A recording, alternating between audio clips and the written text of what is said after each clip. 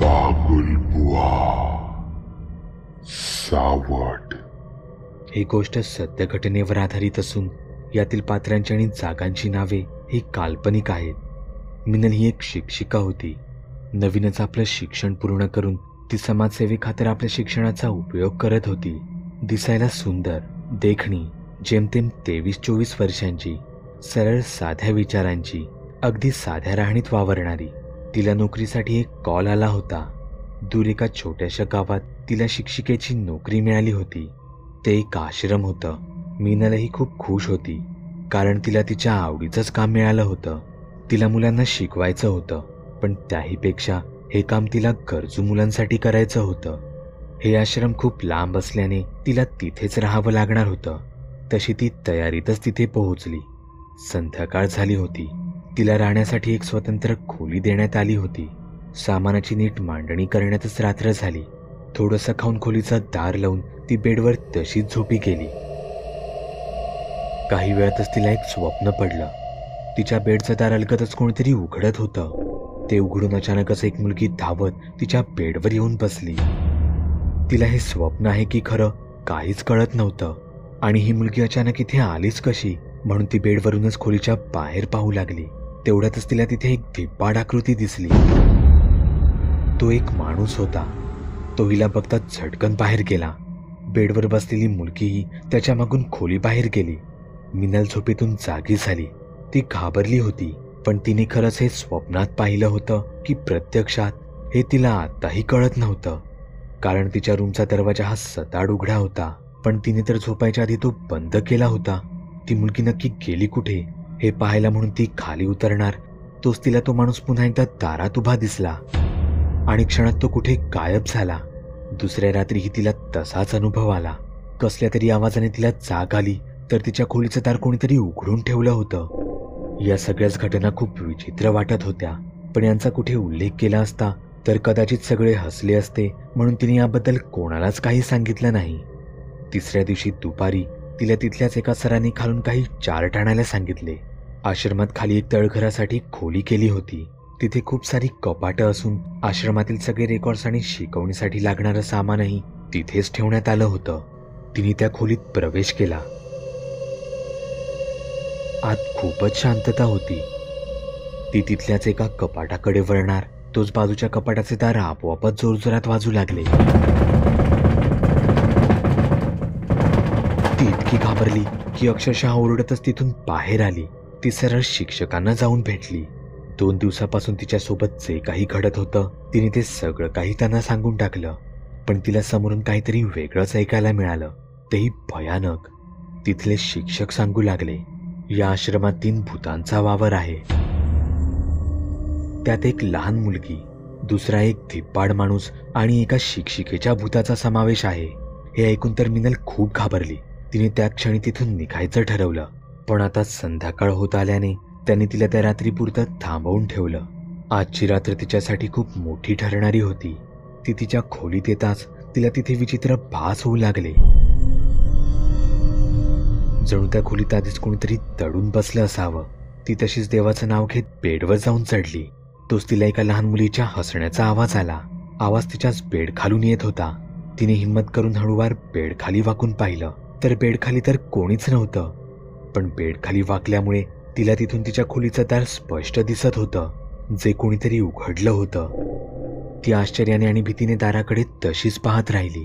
तेव्हा अचानकच दारात तो माणूस उभा राहिला। मिनल घाबरून बेडमध्ये पांघरुणात जाऊन शिरली। ती देवाचा धावा करत होती।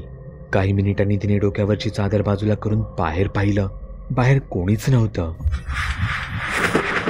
अचानकच तिच्या पाठून जोरात कोणीतरी टाळी वाजवल्याचा आवाज आला। तशी मिनलच्या छातीत धडकीच भरली।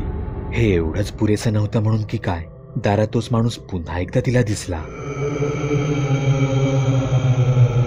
तो तसाच उभा होता। मिनल लगेचच पांघरुणात जाऊन शिरली।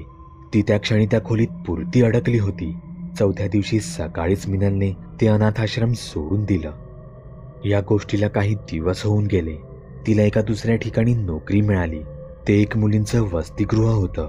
आधीचा सगळा प्रसंग विसरून ती देखील नव्या उत्साहाने तिथे रुजू झाली। मुलींच्या वसतिगृहामधली तिची पहिली रात्र ही तिच्यासाठी नाही तर इतरांसाठी भयानक ठरली. त्या रात्री सगळ्यांनाच एका लहान मुलीच्या हसण्याचा आवाज येत होता. त्यांनी खोलीबाहेर जाऊन ते पाहण्याचा प्रयत्न केला तर त्या रात्री सर्व मुलींच्या खोल्या कोणतरी बाहेरून लॉक केल्या होत्या. ते हॉस्टेल कितीतरी वर्ष जुनं होतं, पण हा असा प्रकार याआधी कधीच घडला नव्हता. दुसरी रात्र तर अजूनच भयानक होती. मिनलच्या खोलीसकट सगळ्या मुलींच्या खोलींची दारं जोरजोरात वाजू लागली. कोणतरी हे मुद्दामून करत असेल म्हणून यावर मुलीने जास्त विचार केला नाही, पण मिनल मात्र सावधच होती. त्या हॉस्टेलमधला मिनलचा हा तिसरा दिवस होता. तिला स्टोरूम मध्ये सामानांची तपासणी करण्याकरता पाठवलं होतं. तशी ती जिन्यावरून खाली उतरली. ती दरवाजा उघडून हळूवार आत शिरली. खोलीत अंधार पसरला होता, पण त्या अंधारातही तिला कोपऱ्यात एक आकार जाणवत होता. लाईट लावण्यासाठी वर उचललेला तिचा हात तसाच वरच राहिला. तिच्या मनात भीती होती. तिला खात्री होती लाईट लावली तर तिला तिथे जे कोणी आहे ते नक्कीच दिसणार होतं आणि तिला ते पाहायची हिंमतच नव्हती. म्हणून ती तशीच मागे फिरली. तिने पटकन त्या खोलीचं दार लावून घेतलं. ती त्या दाराला कडी घालणार तोच त्या दारावर धाडधाड आवाज आला. तिचा संशय खरा ठरला होता. आतमध्ये नक्कीच कोणीतरी होतं. ती ओरडत जिन्यावरून वरती गेली. तिने हा प्रसंग तिथल्या बाकीच्या लोकांनाही जाऊन सांगितला. गोंधळ ऐकून हॉस्टेलमधल्या मुलीही तिथे गोळा झाल्या. त्यांनीही 2 रात्री त्यांना जाणवलेला अनुभव सांगितला. हॉस्टेलवर आता एकच चर्चा सुरू होती. मिनलही तो प्रसंग मुलींना एका वर्गात बसून सांगत होती. कशी ती त्या रूममध्ये गेली. तिला तिथे कोपऱ्यात एक सावली दिसली. तिने कसा झटकन दरवाजा लावून घेतला आणि तेव्हाच तो आतून कोणीतरी जोरजोरात ठोकला.